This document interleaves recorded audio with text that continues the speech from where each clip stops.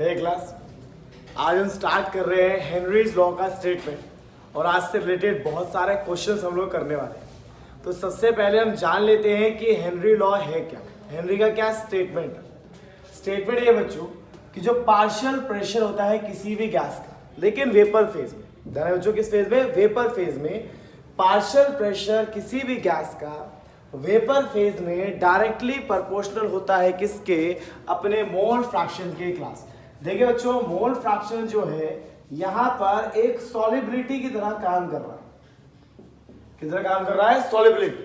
अगर आपको previous lecture का याद हो क्लास, तो मैंने आपको कहा था कि एक कंटेनर है मेरे पास, जिस कंटेनर में आपने लिक्विड लिया हुआ है और आपने उसके ऊपर कुछ गैसेस पार्टिकल्स को छोड़ दिया है और मैं यहां से क्या अप्लाई कर रहा था? प्रेशर। तो बच्चों मैंने आपसे कहा था जितना ज्यादा इसका प्रेशर होगा उतना ज्यादा ये डिसॉल्व होगा। जितना ज्यादा ये प्रेशर होगा उतना ज्यादा गैस डिसॉल्व होगा। मतलब एक तरीके से कह सकता हूं कि जो अमाउंट ऑफ गैस जो डिसॉल्व हुआ है इस लिक्विड में, वो डायरेक्टली प्रोपोर्शनल है प्रेशर के। जितना मैं प्रेशर ऊपर से लगाऊंगा उतना गैस डिसॉल्व होगा। और बच्चों अमाउंट ऑफ गैस डिसॉल्व होना क्या कहलाता है? सॉलिबिलिटी। क्या कहलाता है? सॉलिबिलिटी। तो बच्चों सॉलिबिलिटी जो है वो डायरेक्टली प्रोपोर्शनल किसके? प्रेशर। किसके? प्रेशर के। क्योंकि बच्चों देखिए, जितना ज्यादा आप ऊपर से प्रेशर लगाएंगे उतना गैस डिसॉल्व होता चला जाएगा। तो गैस का डिसॉल्व होना प्रेशर पर डिपेंड कर रहा है। जितना गैस डिसॉल्व होगा मतलब प्रेशर ज्यादा है। आप प्रेशर बढ़ाएंगे गैस ज्यादा डिसॉल्व होगा। और अभी आपसे कहा मैंने कि सॉलिबिलिटी को as a mole fraction treat किया जाता है। मतलब मैं लिख सकता हूं ना कि the mole fraction is directly proportional to pressure, कि जितना ज्यादा मोल फ्रैक्शन होगा वो प्रेशर पे डिपेंड करेगा। तो चाहे मैं मोल फ्रैक्शन को प्रेशर के प्रोपोर्शनल लिखूं या क्लास प्रेशर को मोल फ्रैक्शन के, ये दोनों स्टेटमेंट हेनरीज के अकॉर्डिंग क्या है? करेक्ट है। तो बच्चों मैंने क्या बताया आपको कि जितना ज्यादा मैं गैस के ऊपर प्रेशर लगाऊंगा उतना गैस डिसॉल्व होगा। कॉमन सी बात है। आप कार्बन डाइऑक्साइड गैस, अगर आप एक कंटेनर में देखते हैं कि आपके पास कोल्ड ड्रिंक है, उसमें कार्बन डाइऑक्साइड जितना हैवी प्रेशर में रखेंगे उतना ज्यादा डिसॉल्व करेगा। तो बच्चों कितना गैस डिसॉल्व हुआ वो तो प्रेशर पर डिपेंड कर रहा है ना। कितना गैस डिसॉल्व हुआ प्रेशर पर डिपेंड कर रहा है, और कितना गैस डिसॉल्व हुआ वो सॉलिबिलिटी होता है। और सॉलिबिलिटी का मतलब मोल फ्रैक्शन होता है। मोल फ्रैक्शन प्रेशर के या प्रेशर मोल फ्रैक्शन क्या है? आपस में प्रोपोर्शनल है बच्चों। इसीलिए हम यहाँ पर लिख सकते हैं that pressure is directly proportional to mole fraction.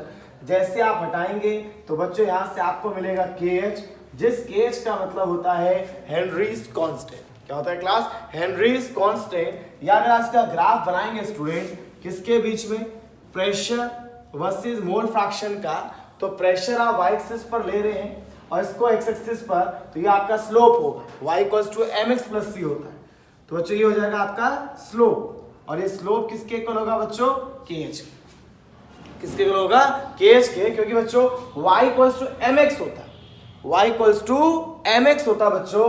तो y एक्सिस पर प्रेशर है, x एक्सिस पर मोल फ्रैक्शन है, तो स्लोप की जगह KH होगा। इस तरह के क्वेश्चन कैसे पूछ सकता है? मान लीजिए आपको ऐसे दो गैस के बारे में बोल दे कि भाई ये गैस A है और ये गैस B है, कौन ज्यादा सॉल्युबल है? तो देखिए बच्चों स्लोप किसका ज्यादा है? A का। A का स्लोप किससे ज्यादा है? B से। स्लोप क्या देता है? KH। मतलब A का KH किससे ज्यादा है? B से। और बच्चों जिसका KH ज्यादा होगा, देखिए यहाँ पर प्रेशर अपॉन में KH equals to mole fraction आप लिख सकते हैं, क्योंकि देखिए KH मल्टीप्लाई करा के डिवाइड हो जाएगा। अब जिसका KH ज्यादा होगा उसका मोल फ्रैक्शन कम होगा। तो KH A का ज्यादा है B से, इसका मतलब बच्चों मोल फ्रैक्शन A से ज्यादा किसका है? B का। मतलब B ज्यादा सॉल्युबल है और A आपका कम सॉल्युबल है क्लास। तो देखिए यहाँ A का स्लोप ज्यादा था B से, स्लोप ज्यादा, स्लोप किसके इक्वल होता है? KH के। तो KH ज्यादा, और अगर KH ज्यादा होगा बच्चों तो ऑब्वियस सी बात है मोल फ्रैक्शन कम होगा इस रिलेशन के अकॉर्डिंग। तो आपसे इस तरह क्वेश्चन पूछ सकता है ग्राफ बना के कि बताइए इन दोनों से कौन ज्यादा सॉल्युबल है। तो यहाँ ज्यादा सॉल्युबल कौन है क्लास? B। तो बच्चे याद कर लेते हैं, जितना छोटा स्लोप उतना ज्यादा सॉल्युबल। ठीक है क्लास। लेकिन यही चीज रिवर्स हो जाएगा तो आंसर भी रिवर्स हो जाएगा क्लास। तो इसी का ध्यान रखिएगा। क्या होता है आपका हेनरीज लॉ, हेनरी कहता है जितना मैं प्रेशर लगाऊं गैस डिजोल्व कर जाएगा।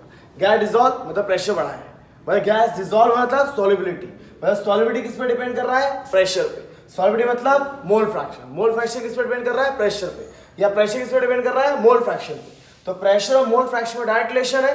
प्रपोर्शन हटाया, क्या आया, KH। KH is what, Henrys constant. मैंने P और मोल फ्रैक्शन के बीच में बनाया ग्राफ, P वर्सेस मोल फ्रैक्शन, तो स्लोप क्या देगा हमें, KH देगा।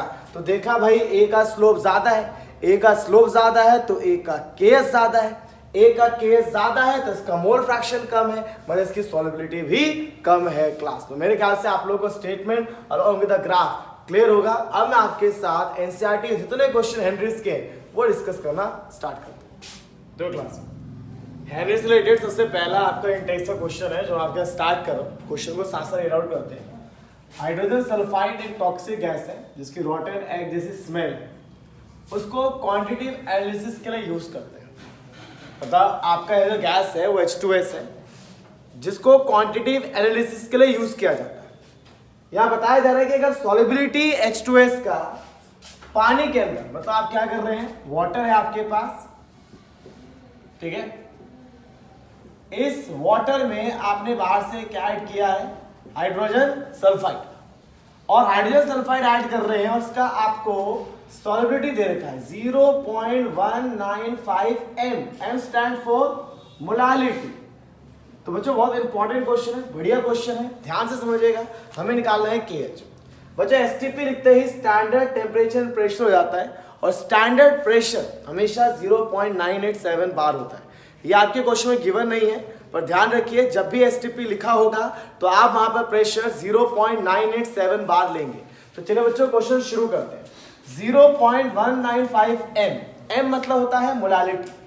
बच्चों मोलालिटी का मतलब क्या होता है, number of moles of solute in 1 kg of solvent. ये डेफिनेशन होता है बच्चों कि कितना मोल सोल्यूट का 1 kg सॉल्वेंट में होगा। सॉल्वेंट तो यहां पानी है और सोल्यूट यहां पे H2S है। तो अगर मैं आपसे बोलता हूं कि 0.195 m है तो मतलब ये हुआ ना कि नंबर ऑफ मोल्स कितने हो गए, 0.195 मोल किसके, H2S के प्रेजेंट है 1000 ग्राम ऑफ वाटर में क्लास, है कि नहीं। अगर मैं आपसे बोलता हूं कि इतना m है, m मतलब होता है मोलालिटी, मतलब इतना मोल हाइड्रोजन सल्फाइड आपके 1 kg और सॉल्वेंट में अवेलेबल है, ठीक है बच्चों। तो ध्यान सुनो, अगर आपके पास मोल है हाइड्रोजन सल्फाइड का तो हम जानते हैं कि मोल को अगर मोलर मास हाइड्रोजन का होता है 2 हो जाएगा और सल्फर का स्टूडेंट से आता है 32, ठीक है। तो आपका जो सल्फर है इसका वैल्यू हो जाता है आपका 32। तो अगर आप इसको मल्टीप्लाई कर दें बच्चों तो आपको क्या मिल जाएगा, यहाँ से मास। देखिएगा मोल तो आपको गिवन है, ठीक है, number of moles hydrogen sulphide का गिवन ही है आपको।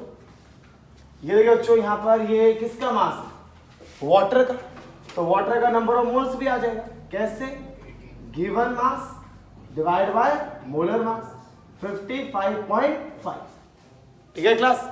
ये नंबर ऑफ मोल्स किसका है, हाइड्रोजन सल्फाइड का, ये नंबर ऑफ किसका है, वाटर का। तो क्लास में यहां से मोल फ्रैक्शन H2S का निकाल सकता हूं।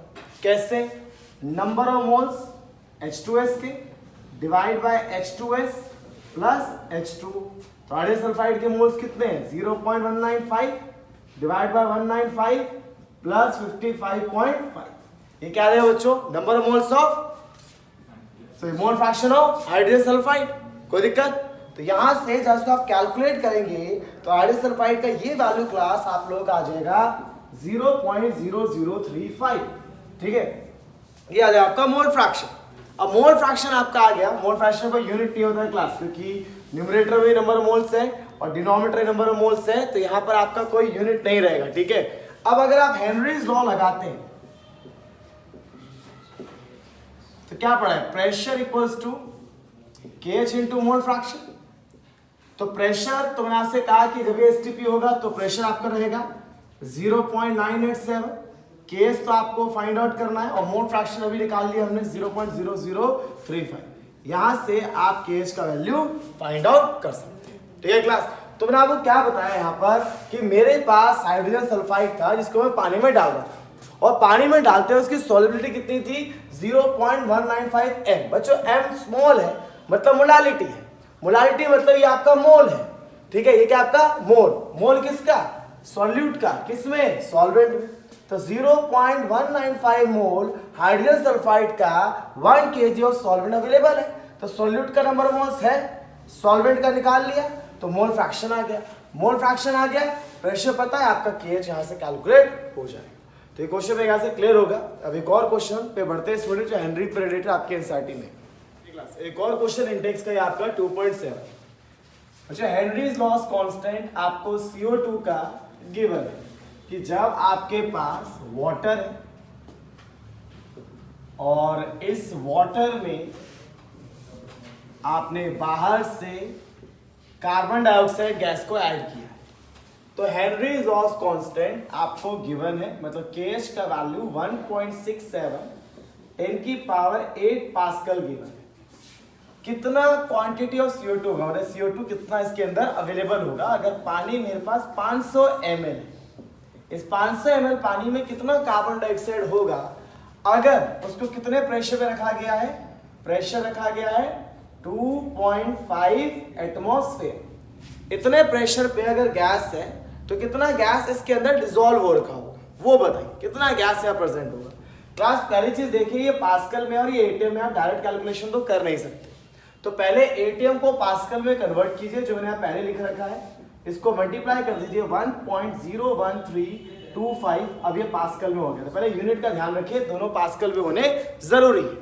उसके बाद बच्चों, क्योंकि प्रेशर और आपका जो हेनरीज है इसमें रिलेशन होता है हमारे पास, pressure of carbon dioxide equals to Henry's into mole fraction of carbon dioxide. तो क्लास प्रेशर तो आपके पास अवेलेबल है 2.5 1.01325 डिवाइडेड बाय केएच जो आपके पास 1.67 10 की पावर 8 है, that is equals to mole fraction of carbon dioxide. यहां से स्टूडेंट्स आप लोग कैलकुलेट कर सकते हैं mole fraction of carbon dioxide 1.517 10 की पावर -3। बच्चों कार्बन डाइऑक्साइड का सिर्फ मोल फ्रैक्शन आया है। अब मोल फ्रैक्शन की बात करें तो वो भी आपको निकालना आता है कि कितने number of moles carbon dioxide के डिवाइडेड बाय कितना कार्बन डाइऑक्साइड और वाटर है दूसरा कंपोनेंट यहाँ पर। तो क्लास ये आपके पास अवेलेबल है इंटू 10 की पावर -3। आपको कार्बन डाइऑक्साइड का नंबर ऑफ मोल्स नहीं पता, लेकिन वाटर का आप निकाल सकते हैं, क्योंकि बच्चों वाटर का वॉल्यूम है आपके पास और डेंसिटी हमें पता होता है 1। तो density is equals to mass by volume. तो बच्चों मास हो जाएगा 500 ग्राम ही हो जाएगा इसका मास। अगर मास को मोलर मास से डिवाइड कर दें 18 से तो हमें इसका नंबर ऑफ मोल्स भी मिल जाए। तो 500/80। बच्चों कैलकुलेशन पर्पस के लिए आप कई बुक्स में देखेंगे इस टर्म को नेग्लेक्ट कर दिया जाता है, तो आप इसको नेग्लेक्ट करेंगे तो आपको यहां से डायरेक्ट कार्बन डाइऑक्साइड का जो नंबर ऑफ मोल्स है वो आपको मिल जाएगा। तो ये नंबर ऑफ मोल्स मिल गया ना, कितना मोल इसके अंदर डिसॉल्व है, जो आपसे पूछा गया था क्वेश्चन। कई बुक्स में देखिए मिली मोल्स निकाला होता, तो आप 1000 से मल्टीप्लाई कर दीजिए, मिली मोल्स आ जाएगा बच्चों। तो इसी का ध्यान रखिए, आपको केएच और प्रेशर गिवन था, पहले यूनिट का ध्यान रखिए। मैंने यूनिट चेंज किया क्योंकि pressure equals to KH into mole fraction होता है। यहां से मोल फ्रैक्शन आ गया कार्बन डाइऑक्साइड का। मोल फ्रैक्शन कार्बन डाइऑक्साइड किसके इक्वल होगा, number of moles of carbon dioxide by carbon dioxide plus water. Water का मेरे पास वॉल्यूम था, डेंसिटी 1 होता है तो उसका मास आ गया, मास को मोलर मास से डिवाइड किया तो बच्चों मोल आ गया। इस टर्म को नेग्लेक्ट करके उधर मल्टीप्लाई करेंगे तो आपको कार्बन डाइऑक्साइड का नंबर ऑफ मोल्स मिल जाएगा क्लास। ठीक है, तो मेरे ख्याल से आपको ये क्वेश्चन भी क्लियर होगा। कुछ और क्वेश्चन की तरफ मूव करते हैं क्लास। ये क्लास अगला क्वेश्चन मैं आप लोगों के साथ स्टार्ट कर रहा हूँ, 2.35 जो आपके एक्सरसाइज का क्वेश्चन है। ये लास्ट क्वेश्चन है, उसके बाद 2.39 आप ट्राई कीजिएगा क्योंकि वो भी हेनरी पे बेस्ड है। उसमें आपका हेनरी का सारा क्वेश्चन जो इंटेक्स एक्सरसाइज हो एंड हो जाएगा बच्चों। तो चलिए स्टार्ट करते हैं। हेनरीज लॉस कांस्टेंट आपका मीथेन का बेंजीन में, मतलब मीथेन को जब बेंजीन में डाला गया है तो उसका जो KH का वैल्यू है, हेनरीज लॉस कांस्टेंट है, वो 4.27 10 की पावर 5 mm मरकरी है बच्चों। वो आपसे सॉलिबिलिटी पूछ रहा है और आपको प्रेशर दे रखा है। तो बच्चों 760 mm मरकरी। अब तो कोई दिक्कत नहीं है यूनिट को लेके कि आपको यूनिट चेंज करना पड़ेगा। तो बच्चों प्रेशर का फॉर्मूला हम लोगों ने पढ़ा है मोल फ्रैक्शन इनटू केज। तो क्लास यहाँ से मोल फ्रैक्शन आ जाएगा प्रेशर अपॉन केज। याद कीजिए मैंने आपसे कहा था यही मोल फ्रैक्शन आपका सॉल्युबिलिटी की तरह ट्रीट किया जाएगा। तो जो आपका यहाँ से मोल फ्रैक्शन आएगा students, this is 760 divide by 4.27 into 10 की पावर 5, यही मोल फ्रैक्शन आप लोगों का सॉल्युबिलिटी भी बन जाएगा। तो डायरेक्ट क्वेश्चन था आप लोगों का, फॉर्मूला बेस्ड। इतना ध्यान रखना था कि जो सॉल्युबिलिटी होता है ये हम मोल फ्रैक्शन की तरह ट्रीट करते हैं। ठीक है बच्चों, तो आज की क्लास में इतना ही करते हैं। नेक्स्ट क्लास में मिलेंगे तो रॉल्स लॉ को डिस्कस करेंगे।